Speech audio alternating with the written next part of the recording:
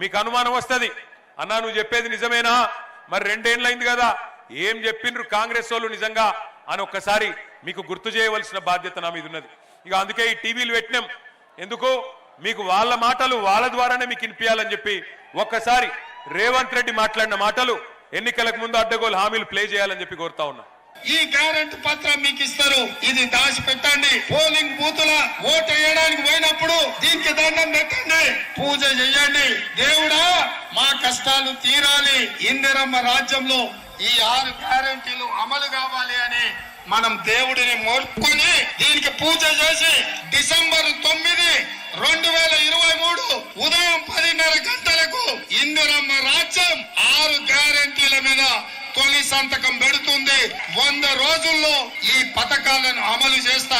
మీ ఇంటికి తీసుకొని వచ్చి మీ ఇంట్లో వివరాలు రాసుకొని ఈ కార్డు మీ ఇంట్లో ఇచ్చి రావటం జరుగుతుంది. ప్రతి ఇంటికి ప్రతి కాంగ్రెస్ కార్యకర్త వచ్చి ఈ కార్డు ఇస్తాడు. దయచేసి నేను ప్రజలందరికీ విజ్ఞప్తి చేసేది ఏంటంటే ఈ కార్డు చాలా అత్యంత విలువైనది. ఈ గ్యారంటీ కార్డుని అత్యంత భద్రంగా భద్రపరచుకోండి. 3 నెలలు జాగ్రత్తగా దీన్ని కాపాడుకోండి. మా ప్రభుత్వం రాగానే మీరు ఈ గ్యారంటీ కార్డు తీసుకొని రాగానే అందరికీ 100 రోజుల్లో దీన్ని అమలు చేసేటువంటి కార్యక్రమం చేయబోతా ఉన్నాం.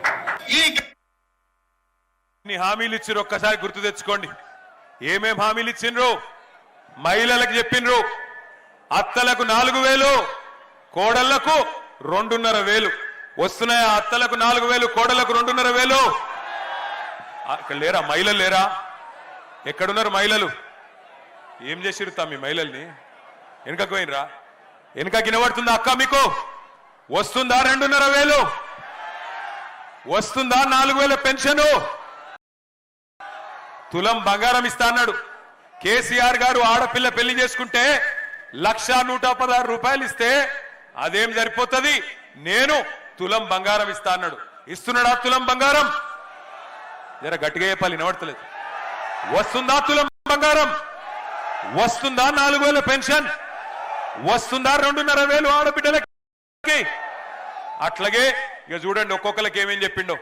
విద్యార్థినులకు స్కూటీలు, ఆడబిడ్డలకు బతుకమ్మ చీరలు, లగ్గం చేసుకుంటే తులం బంగారం.